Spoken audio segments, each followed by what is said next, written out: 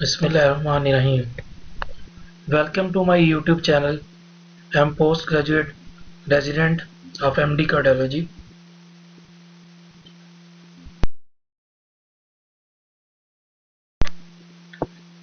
आज की इस वीडियो में हम डिस्कस करेंगे एंटीरियर मायोकार्डियल इन्फार्क्शन। अच्छा, एंटीरियर मायोकार्डियल इन्फार्क्शन सबसे डेंजरस एमआई है, पूरेस्ट इसकी प्रोग्नोसिस है, क्योंकि लार्ज एरिया ऑफ मायोकार्डियम को ये इन्वॉल्व करता है, लेफ्ट जो एंटीरियर मायोकार्डियल इन्फार्क्शन है। और इसके बाद मोर्टेलिटी रेट भी इसमें सबसे ज़्यादा है, पेशेंट के हार्ट फेलियर में सबसे ज़्यादा एंटीरियर मायोकार्डियल इन्फार्क्शन वाले जाते हैं। दूसरा, जो इसमें मेन आर्टरी ब्लॉक होती है वो लेफ्ट एंटीरियर डिसेंडिंग आर्टरी है, और ये मेजर एरिया को सप्लाई करती है मायोकार्डियम को। इस वजह से ये पूरेस्ट प्रोग्नोसिस है इसकी।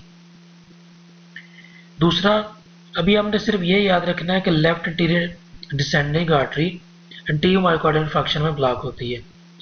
नेक्स्ट वीडियो में हम इसकी ब्रांचेस, इसकी सिग्निफिकेंस, इसकी क्लिनिकल इंपॉर्टेंस वो डिस्कस करेंगे। अच्छा, एंटीरियर मायोकार्डियल इन्फार्क्शन में ईसीजी में क्या चेंजेस आती हैं? अच्छा, एंटीरियर मायोकार्डियल इन्फार्क्शन में होता क्या है कि ST segment elevation with subsequent Q wave formation in pericardial leads. अब जानते हैं कि पेरिकार्डियल लीड्स हमने डिस्कस की हैं, कौन कौन सी हैं? V1 से लेके V6 तक। और प्लस माइनस आपकी हाई लेटरल लीड में भी चेंजेस आती हैं, यानी आ भी सकती हैं, नहीं भी आती। तो याद रहेगा कि एसटी सेगमेंट एलिवेशन होती है पेरिकार्डियल लीड में विद क्यू फॉर्मेशन। सेकंड, इसको कंफर्म करने के लिए क्या आपने देखना है कि रेसिप्रोकल एसटी डिप्रेशन होंगी इंफीरियर लीड्स। इंफीरियर लीड्स कौन सी हैं? 2, 3 AVF या 3 AVF। इनमें एसटी डिप्रेशन आएगी, जो पेरिकार्डियल लीड्स है उसमें एसटी एलिवेशन आएगी विद क्यू फॉर्मेशन।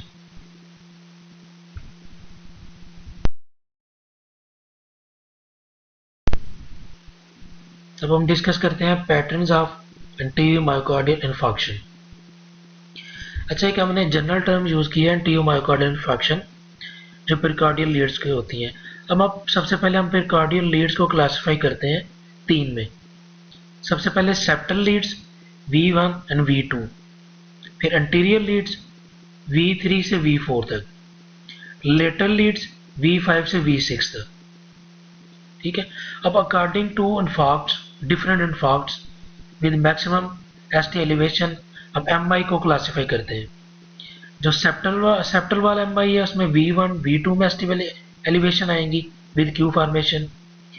इसी तरह एंटीरियर मायोकार्डियल इन्फार्क्शन में एंटीरियर वॉल में V2 से V5 तक चेंजेस आएंगी ST with ST elevation with Q formation. फिर जो एंटीरियर सेप्टल में क्या होगा? V1 से V4 में एसटी एलिवेशन आएंगी। एंटीरियर लेटरल में क्या होता है? V3 से V6 तक एसटी एलिवेशन होती है, प्लस 1 और AVL में, जो lateral lead, high lateral leads भी इनको कहते हैं। इसी तरह एक्सटेंसिव एंटीरियर लेटर में क्या होता है? V1 से V6 में एसटी एलिवेशन और 1 प्लस AVL में भी एलिवेशन आती है। यानी हम डिफरेंट इन्फार्क्ट पैटर्न से विद मैक्सिमम एसटी एलिवेशन हम एमआई को क्लासिफाई करते हैं।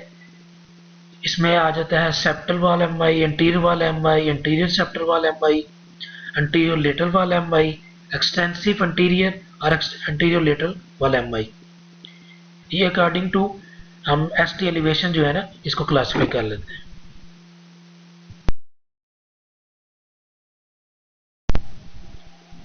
अब हम जो डिफरेंट एमआई हमने पढ़े हैं उसकी हम एग्जांपल से हम आपको देखते हैं कि कैसे कैसे ये प्रेजेंट करते हैं।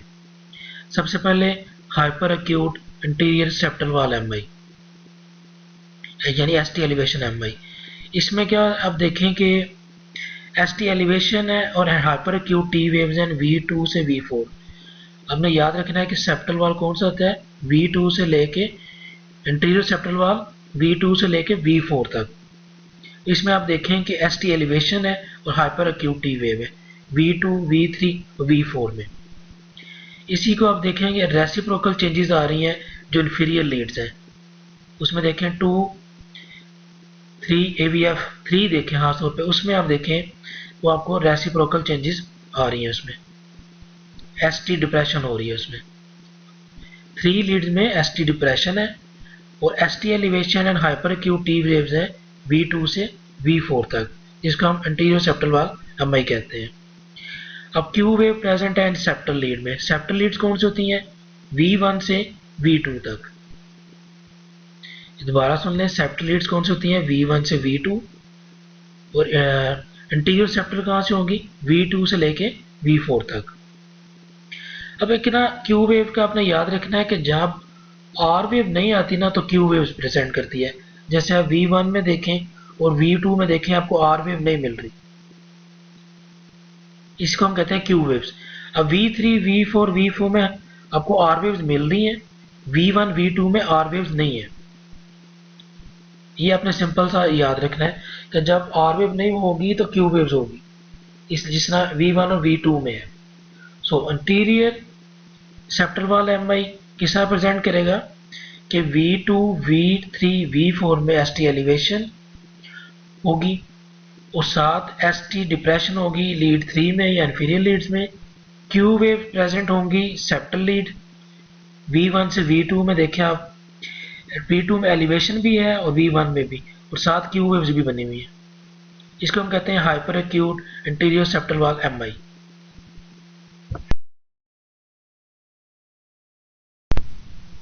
अब BCC में देखें hyper acute anterior ST elevation MI। अब आपको याद है कि एंटीरियर वाल कौन सी होती हैं? एंटीरियर वाल कौन सी होती हैं? V2 से लेके V5 तक। उसमें आप देखें ST एलिवेशन है विद Q फॉर्मेशन, यानी आपको R वेव नहीं मिल रही। इसी तरह ST एलिवेशन प्रेजेंट कर रही है 1 और AVL में भी।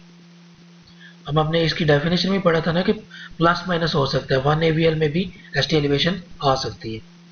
इसी तरह अब देखें कि रेसिप्रोकल चेंजेस आ रही हैं लीड 3 में, यानी hyper acute anterior ST elevation में क्या होगा? V2 से V5 में ST elevation and Q formation है, और आपको 1 AVL में भी 0.51 mm की एलिवेशन है, और इसके अलावा डिप्रेशन भी है, ST डिप्रेशन लीड 3 में, इंफीरियर लीड्स में।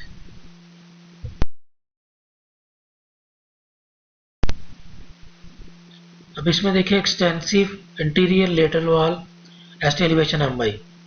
इसमें क्या होता है कि आपने एक्सटेंसिव एंटीरियर लेटरल मीन है कि V2 से लिख के V6 तक और प्लस 1 AVL में ST एलिवेशन आ रही है। इस लीड्स में आप देखें इस ECG में तो V2 से लेके V6 तक ST एलिवेशन है और साथ 1 AVL में भी है, और साथ रेसिप्रोकल चेंजेस है, ST डिप्रेशन है इन लीड 3 एंड AVF में। इसको हम कहते हैं एक्सटेंसिव इंटीरियर लेटरल वाल MI।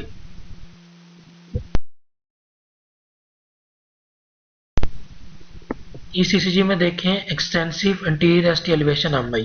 ये कैसे प्रेजेंट करता है कि ST एलिवेशन होगी V1 से लेके V6 तक प्लस 1 और AVL में, और मिनिमम रेसिप्रोकल ST डिप्रेशन भी है आप देखें T3 लीड 3 में और AVF में, और Q वेव फॉर्मेशन भी है V1 और V2 में, यानी आपको R वेव नहीं मिल रही, और PVC भी है। इसको कहते हैं प्री मेच्योर वेंट्रिकल कम्प्लेक्स। इससे क्या होता है कि रिस्क हो जाता है पेशेंट एरिथमिया में जाने का। लेकिन एक ये लैदा टॉपिक है, इसको हम लैदा डिस्कस करेंगे, इसमें बताऊंगा तो आप कंफ्यूज हो जाएंगे।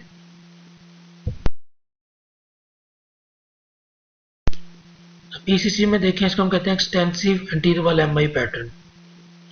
अब इसमें ECG में आप चेंजेस देखें तो आपको ना जो एलिवेशन मिल रही है ना वो इस तरह लग रही है जैसे स्टोन स्टोन बना हुआ है, यानी ये माते जैसे होते हैं ना, टोम्स बने होते हैं, उस तरह की ये शेप आ रही है V1 से लेके V6 तक और 1 AVL में। अब ये हाई डेंजरस MI है। इसमें क्या होता है कि जो LED की एक्लूजन होती है वो प्रॉक्सिमल एक्लूजन होती है। इसको हम लैदा डिस्कस करेंगे क्योंकि ये बहुत मेन टॉपिक है, प्रॉक्सिमल डिस्टल LED एक्लूजन। इसी में हम देखना होता है कि ग्राफ्ट कैसे पॉसिबल है LED में। ये एक लैदा टॉपिक है, इसको हम मजीद डिटेल में डिस्कस करेंगे। अभी फिलहाल आप ये याद रखें जब ये टोम्स स्ट्रॉन्ग पैटर्न आएगा ये सबसे डेंजरस MI है। इसमें पेशेंट के पुअर आउटकम है, पुअर LV इंजेक्शन फ्रैक्शन होता है, और पेशेंट कार्डियोजेनिक शॉक में चला जाता है और डेथ के चांसेस बढ़ जाते हैं। इसमें एलिवेशन आती है V1 से V6 में और हाई लेटरल लीड्स में। 1 और AVL को हम हाई लेटरल लीड्स भी कहते हैं।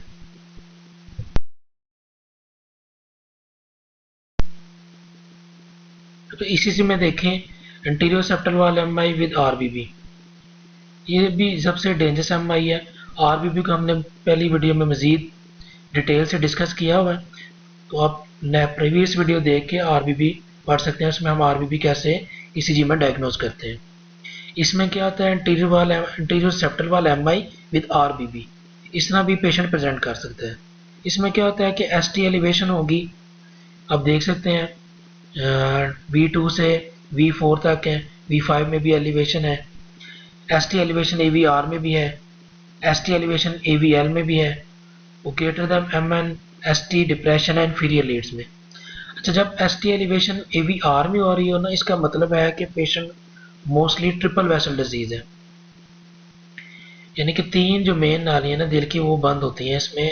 इसको हम कहते हैं ST एलिवेशन जब AVR में आ रहा तो मोस्टली पेशेंट की ट्रिपल वेसल डिजीज होती है, यानी कि left anterior descending artery RCA और LCX, इस ये मेन 3 आर्टरीज बंद होती हैं। इनको मज़ीद डिटेल में डिस्कस करेंगे। अभी सिर्फ इतना याद रखें कि पेशेंट ऐसे भी प्रेजेंट कर सकता है anterior septal wall MI with RBB.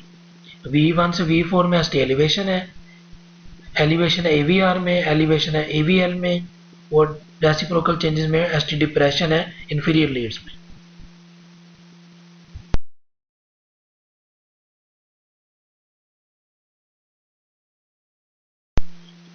आज की इस वीडियो में हमने डिस्कस की है anterior myocardial infarction according to infarcts and ST elevation.